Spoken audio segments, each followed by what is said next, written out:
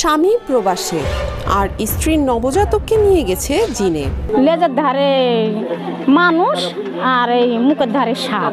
তোরা কারা তোরা যে ওই জিনা নিয়ে গেল? ভুক্তভোগী নারীর দাবি, সন্তান প্রসবের পর জোরপূর্বক বাচ্চাকে ছিনিয়ে নিয়েছে জিনেরা। এমন অলৌকিক ঘটনায় প্রবাসীর স্ত্রীকে দেখতে ভিড় জমিয়েছেন উৎসুক জনতা। বাচ্চা যখনই হয় তখন অতটা আমার ক্যাপচারে ছিল না।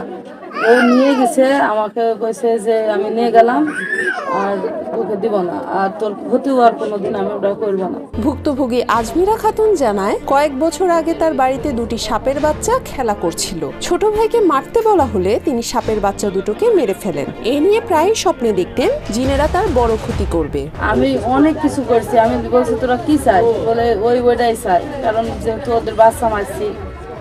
বলছে ওই বাচ্চারই দেখ কিরম সাপ। আমি ওদের বলছি তো তোমরা তো আমাকে কওনি যে আমার বাচ্চাই গেলা, বলছে কব কি মালিকে রূপ ধরে আসছে।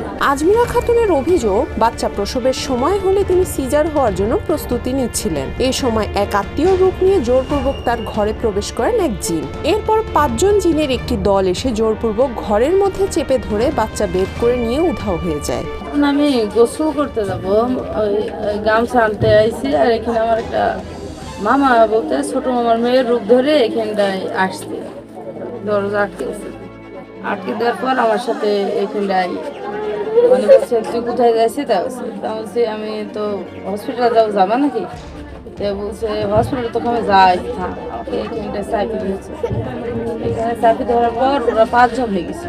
নিজের সদ্যজাত সন্তানকে বাঁচাতে জিনের সাথে ধস্তাধস্তি করেন বলেও দাবি করেন আজমিরা। এতে তার শরীরে বিভিন্ন অংশ আঘাতপ্রাপ্ত হয়। বাচ্চাকে জোরপূর্বক ছিনিয়ে নিতে দেওয়ালে কয়েকবার ধাক্কাও দেয় জিনেরা। এরপরেই জ্ঞান হারিয়ে ফেলেন তিনি। 5 জন হওয়ার পর আমি ওদের 5 জনকে ফেলে দিছি গাড়িতে।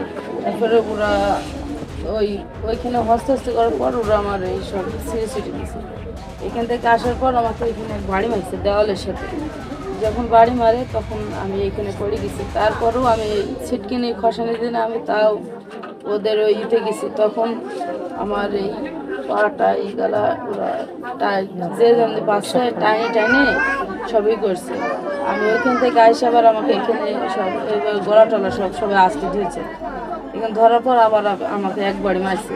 সন্তান সম্ভবা আজমিরা খাতুন জ্ঞান হারিয়ে নিজের ঘরে পড়েছিলেন বলে জানায় স্থানীয়রা। পরে জ্ঞান ফিরলে জানান জিনেরা তার বাচ্চাকে নিয়ে গেছে। আজমিরা ওঠো, আজমিরা কই কি দেখছে? ছিটকিন দেয় ঘরে, ঘর ঠেলি দেখছে ছিটকিন দেয়, ঢুকতে পারবে ওই সাইড দিকে। ওরা মেয়ের মা ঘরে ঢুকে বলছে কি যে মেয়ে অজ্ঞান হয়ে পড়ে আছে, মেয়ের মা হাও মাও করে কেন দিচ্ছে, ভেঙে পারলো, জড়ো হয়েছে। আমার সন্তান নিয়ে গেল, কে নিয়ে গেল? ওরাই নিয়ে গেল। তোরা কারা তোরা যে ওই জিনা নিয়ে গেল? এখন আমাদের তো মাথায় জটও নাই, কোনো আসনও করতে পারিনি যে জিন হাজির করতে পারবে, এরকম ক্ষমতা আমাদের নাই।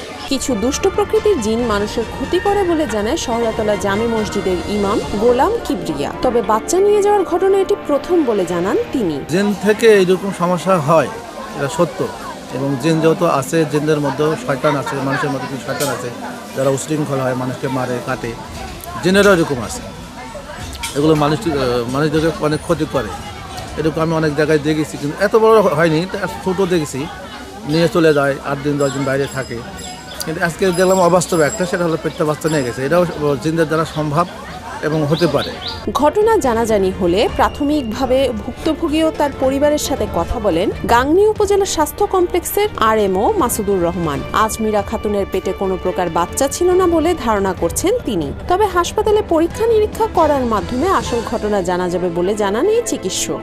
আমি আমার এক্সপিরিয়েন্স অনুযায়ী রোগীকে পরীক্ষা করলাম, পরে আমরা যতটুকু বুঝলাম যে ওনার প্রেগন্যান্সির ব্যাপারটা আসলে ঘটে নাই। তো আমরা পরীক্ষা নিরীক্ষা করে এবং ওনার যে রিপোর্ট আমরা চাইলাম, রিপোর্টটা উনি দেখাতে পারেন নাই। শুধু গতকালকের একটা রিপোর্ট পাওয়া গেছে, ওখানে আমরা শুধুমাত্র ওনার অ্যাংজাইটির ট্রিটমেন্ট দেখতে পেয়েছি।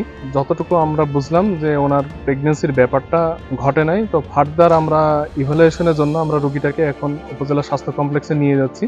ঘটনাস্থল পরিদর্শন করে ভুক্তভোগীদের দেওয়া তথ্যের সাথে বাস্তবের কোনো মিল পাওয়া যায়নি বলে জানান উপজেলা নির্বাহী অফিসার প্রীতম সাহা। তিনি বলেন, উপজেলা স্বাস্থ্য কমপ্লেক্স নিয়ে পরীক্ষা নিরীক্ষার মাধ্যমে বিস্তারিত জানা যাবে।